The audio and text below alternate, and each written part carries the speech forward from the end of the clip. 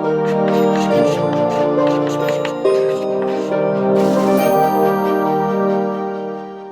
Friends, हम लोग बात कर रहे थे अपने सेकंड चैप्टर में नेशनल इनकम कैसे निकालेंगे, राष्ट्रीय आय का निर्धारण कैसे किया जाएगा, उसका आंकलन कैसे होगा।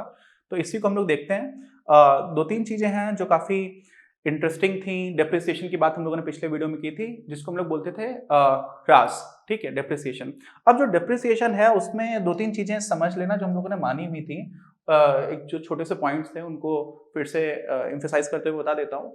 जो डेप्रिसिएशन है ना, वो अप्रत्याशित या अचानक हुए नुकसान या पूंजी के दुरुपयोग को सम्मिलित नहीं करता है। जैसे मान लीजिए आपने कोई मशीन खरीदी हुई थी, तो आपने माना था कि ये 20 साल तक चलेगी, और 20 साल जब चलेगी तो इसका मतलब अगर ये 20,000 रुपए की मशीन थी तो हम हर साल इसमें 1,000 रुपए का मान कम करते चले जा रहे थे, अकाउंटिंग पर्पसेस की तरह की वजह से। जो लेखांकन है उसमें हम ये सारी चीज देख रहे थे। अब अचानक से उस मशीन में कुछ ऐसा हो गया कि कहीं से गिर पड़ी या ऊपर रखी हुई थी या कुछ भी ऐसा हो गया कि नुकसान हो गया, तो वो जो नुकसान है वो इसमें सम्मिलित नहीं होता है। ये तो है कि आपकी जो ओरिजिनल वैल्यू थी स्टार्टिंग में, उसमें किस तरह से कमी होती चली जा रही है क्योंकि मशीन पुरानी हो रही है। तो एक तो ये पॉइंट है। और दूसरा ये है कि जो मूल्य ह्रास होता है ना, उस पर हम लोगों ने जो अभी तक डिस्कशन किया हुआ है, इसमें हम लोगों ने क्या माना कि 20,000 रुपए की मशीन है, हर साल 1,000 रुपए कम करते चले जाएंगे। नॉर्मली ऐसा नहीं होता है। आप कोई कार खरीद के लेकर क्या है, क्या कार लेकर क्या है, कोई 20 लाख रुपए की आपकी कोई कार है, ठीक है। अब ये 20 लाख रुपए की गाड़ी है, मान लीजिए ये आप 10 साल यूज करेंगे, ठीक है। तो हर साल 2 लाख रुपए कम नहीं हो जाएगी, तो पहले साल के बाद से कोई आएगा तो बोलेगा कि आप 18 लाख में दे दो। ऐसा नहीं होगा। होता क्या, नॉर्मली स्टार्टिंग में बहुत तेजी से प्राइस गिर रहा होता है, लेकिन हम लोग इस कॉन्सेप्ट को आसानी से समझने के लिए कांस्टेंट रेट से डिप्रिसिएशन मानते हैं। क्या मान लेते हैं? कांस्टेंट रेट ऑफ डिप्रिसिएशन की जो गिरावट हो रही है ना, वो निरंतर निश्चित ह्रास है, लगातार हर साल बराबर बराबर। अब 10 साल के लिए अगर गाड़ी चलेगी 20 लाख की गाड़ी, तो हर साल 2 लाख का नुकसान होगा, ऐसा हम मान ले रहे हैं। रियल लाइफ में ऐसा नहीं होता। अलग अलग तरह के डिप्रिसिएशन रेट्स होते हैं अलग अलग जगह पर। अलग अलग तरह के एसेट्स को भी हम लोग अलग अलग तरह से डिप्रिशिएट करते हैं, बट कॉन्सेप्ट को समझने के लिए हम लोगों ने ये सारी चीजें मान ली। तो ये मैंने सिर्फ ये बताया कि डिप्रिसिएशन में जो जो चीजें थी उसको हम लोग ने एक बार फिर से देख लिया कि डिप्रिसिएशन का कॉन्सेप्ट क्यों इंपॉर्टेंट आया था। क्योंकि जो हमारे फाइनल गुड्स थे, जो हमारे अंतिम वस्तुएं थी, उनमें क्या क्या था, कंज्यूमर गुड्स भी थे, ठीक है, उपभोग की वस्तुएं, और साथ में पूंजीगत वस्तु यानी कि कैपिटल गुड्स भी थे।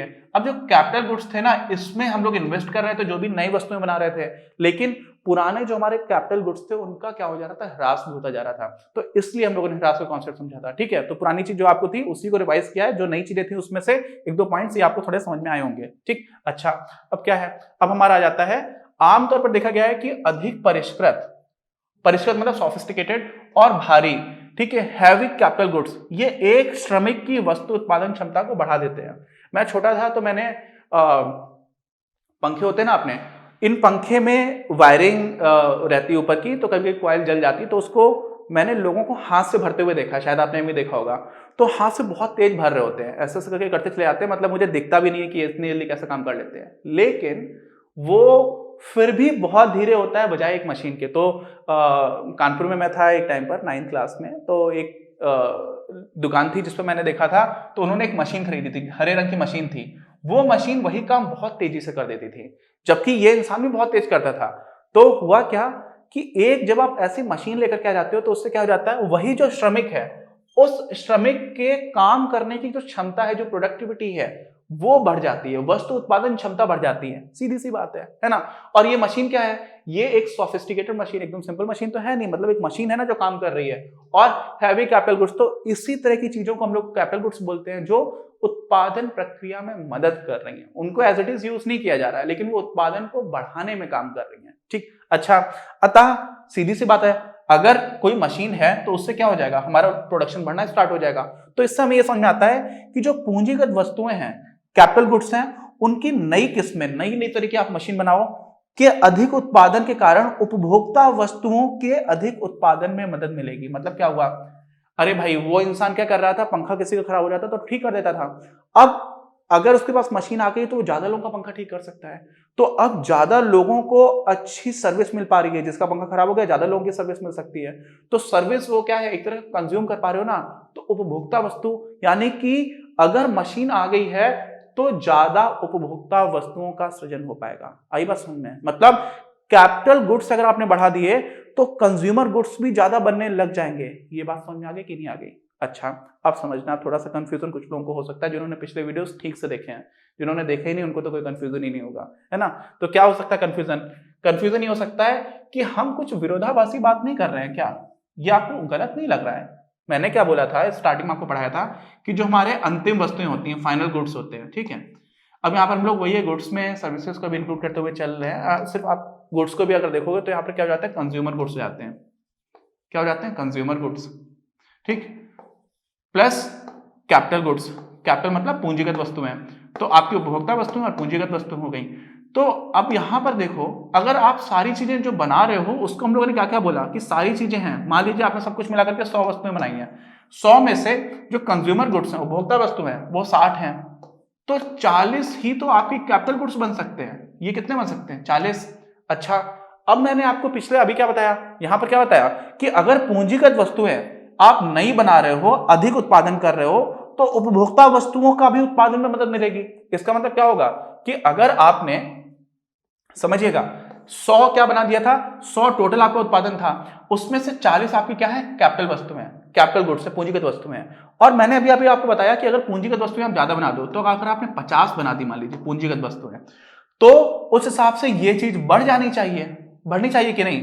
लेकिन कुल वस्तुएं आपकी 100 ही हैं, तो ये चीज कम हो जा रही है। नहीं आई बात समझ में? भाई मैं क्या बोल रहा हूं कि आप अगर कैपिटल गुड्स बढ़ा रहे हो, एक मशीन बढ़ा रहे हो, तो ज्यादा उपभोक्ता वस्तुएं बन पा रही हैं। एकदम समझ में आ रहा है कि हाँ यार हो तो जाएगा ऐसा। लेकिन साथ में आपको यह भी पता था कि फाइनल गुड्स क्या होता है, इन दोनों को मिलाकर के होता है। तो फाइनल गुड्स अगर आपका जो भी है उसमें अगर आप इस चीज को बढ़ा दोगे तो निश्चित रूप से कम हो जाना चाहिए। लेकिन अभी हम क्या बोल रहे हैं, ये चीज क्या है, ये तो है कंज्यूमर गुड्स, उपभोक्ता वस्तु, तो यहां पर हमें दिख रहा है कि कम हो जाना चाहिए। लेकिन वास्तव में हम लोगों ने अभी भी क्या देखा कि अगर मशीन आ जा रही है तो ज्यादा बढ़ जा रही है।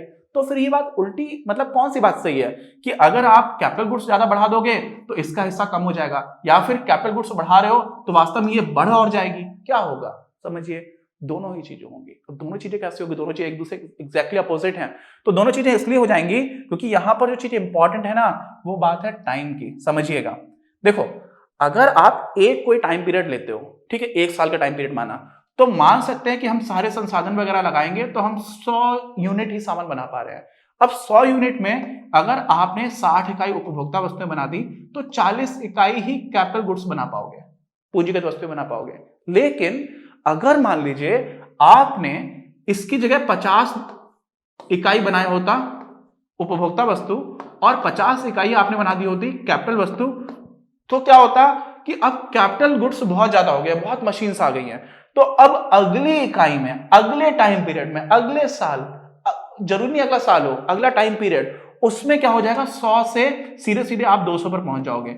और अगर हो सकता है आपने 60 और 40 बनाई हुई थी तो आप 100 से 180 पर पहुंच पा रहे थे। अरे बात समझ में? तो हो क्या रहा है कि जैसे ही आपने ये चीज बढ़ा दिया तो कुल उत्पादन भी ज्यादा होने लग जाएगा, वो अगले टाइम पीरियड में। लेकिन उसी टाइम पीरियड की अगर आप बात करोगे तो क्या हो जाएगा कि अभी आपने जब ये बढ़ाया है, क्या बढ़ाया, इसको 40 से 50 किया तो ये 60 से 50 हो जाएगा उसी टाइम पीरियड में। लेकिन अगले टाइम पीरियड में क्योंकि उपभोक्ता वस्तुएं बढ़ जाएंगी क्योंकि आपने पूंजीगत वस्तुओं को बढ़ा दिया है। समझ रहे हैं? तो बात जो इंपॉर्टेंट एलिमेंट है वो टाइम का है कि आप किस टाइम पीरियड की बात कर रहे हैं। आ रही बात समझ में कि नहीं समझ में आ रही है? मतलब अगर आपके पास, बहुत आसानी समझ लिया, लोग गड़बड़ करते इसलिए समझा रहा हूं आराम से। आपके पास सारे लोग काम कर रहे थे किसी अर्थव्यवस्था में, सारे लोगों ने मिलकर के 40 मशीन बनाई और 60 चीजें ऐसी बनाई जिनको लोग सेवन कर जाएं, ठीक। उसकी जगह उन्होंने सोचा कि यार ऐसा कैसा सेवन करने वाली कम चीजें बनाते हैं, हम मशीन ज्यादा बना लेंगे जिससे कि आगे हम बहुत सारी वस्तुएं बना पाए। यही चीज है, ठीक है।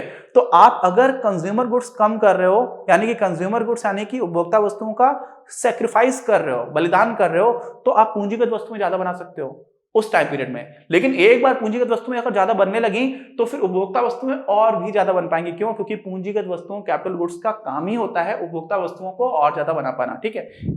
और कैपिटल गुड्स को भी बना सकते हैं, एक मशीन से आप दूसरी मशीन भी ज्यादा बना सकते हो, लेकिन ओवरऑल प्रोडक्शन तेज हो जाएगा, ठीक है। तो ये बात थी। अब इसमें वही सोच मैंने समझाया, वही सारे पॉइंट्स हैं, उसको जल्दी जल्दी हम लोग रिकॉल करके रिवाइज कर लेते हैं। पहले हमने देखा है कि एक अर्थव्यवस्था में अंतिम वस्तु यानी कि फाइनल गुड्स के कुल निर्गत का एक छोटा हिस्सा अगर उपभोक्ता वस्तुओं के उत्पादन के लिए उपलब्ध हो तो उत्पादन का अधिकांश, अगर छोटा हिस्सा आपका उपभोग यानी कंज्यूमर गुड्स में चला गया तो अधिकांश हिस्सा पूंजीगत वस्तुओं के उत्पादन में व्यय किया जाता है। हम लोग ने देखा था, मतलब वही फाइनल गुड्स जो है वो consumer goods plus capital goods होता है, हम लोग ने देखा था। तो क्या हो जाएगा, अंतिम वस्तुएं उपभोक्ता वस्तुएं और पूंजीगत वस्तुओं को मिलाकर के होती हैं। तो अगर आप ये बढ़ा दोगे तो ये कम हो जाएगा, क्यों? क्योंकि इन दोनों को मिलाकर के ही आपका ये आ रहा है। तो अगर आपका अंतिम वस्तुएं फिक्स्ड है, एक टाइम पीरियड में आप फिक्स ही रख सकते हो, आप अचानक से क्षमता नहीं बढ़ा सकते हो।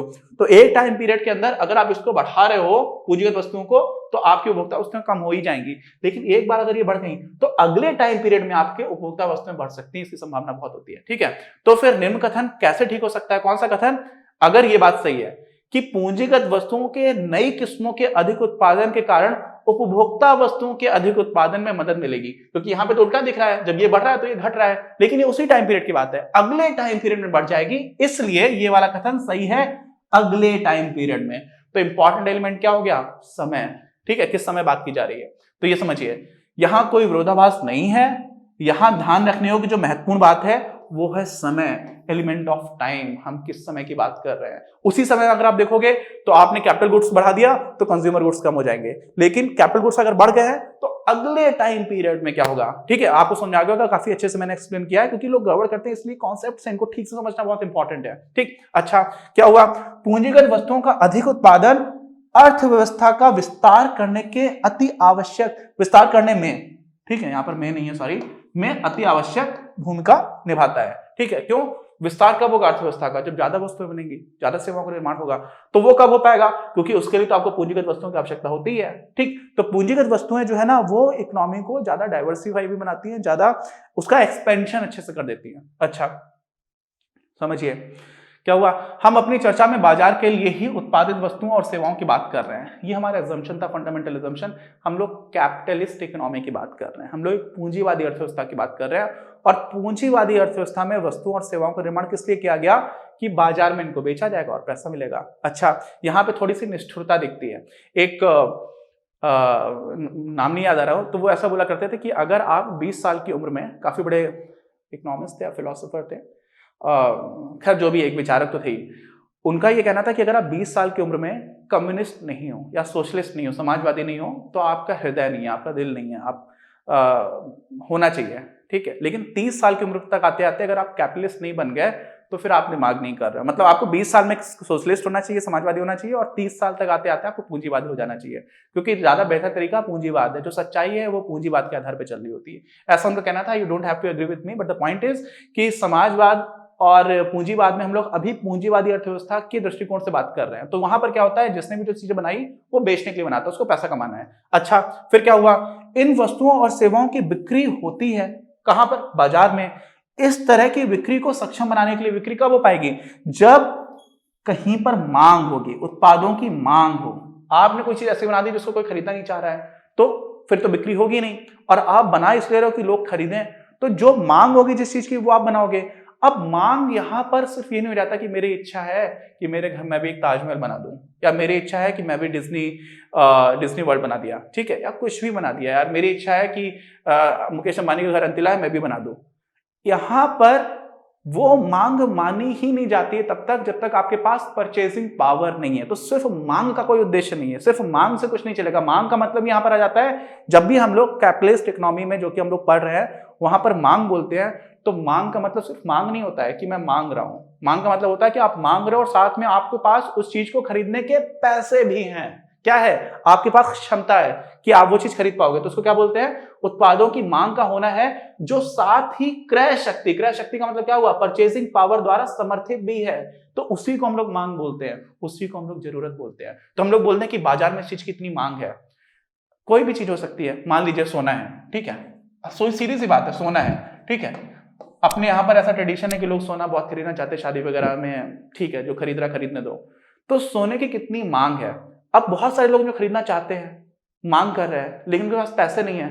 पैसे के साथ जो मांग है उसी को मांग बोला जाता है। बात समझ में आ रही है? ये चीज इंपॉर्टेंट है। अच्छा अब समझिए, मतलब किसी के पास वस्तुओं को खरीद पाने की क्षमता होना जरूरी है, अन्यथा किसी व्यक्ति की वस्तुओं की आवश्यकता को बाजार मान्यता नहीं देता। आपको चावल खरीदना है, क्या खरीदना है? चावल, ठीक है। किसानों ने चावल उत्पन्न किया, मंडी में लगा करके चावल के ढेर लगा करके बहुत सारे लोग बैठे हुए हैं, ठीक, ऐसा करके अपने जो भी बोरे में चावल रखे हुए हैं।